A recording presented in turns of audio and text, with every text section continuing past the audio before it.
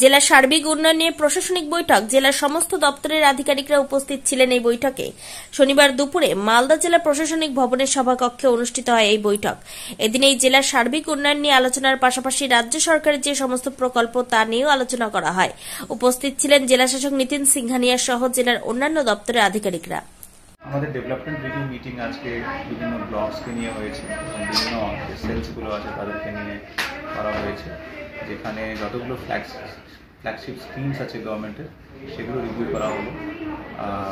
পথশ্রী থেকে শুরু করে আমাদের স্যানিটেশনের যে কাজ চলছে, বাড়ি বাড়ি যে জল দেওয়ার প্রকল্প আছে, আরও যে বিভিন্ন রূপশ্রী থেকে শুরু করে কন্যাশ্রী, সবগুলোই রিভিউ করা হলো।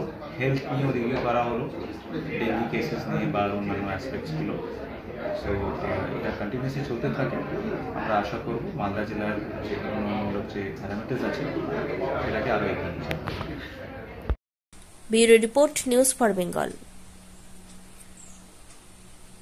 This channel does not promote or encourage any illegal activities. All contents provided by this channel is meant for educational purpose only.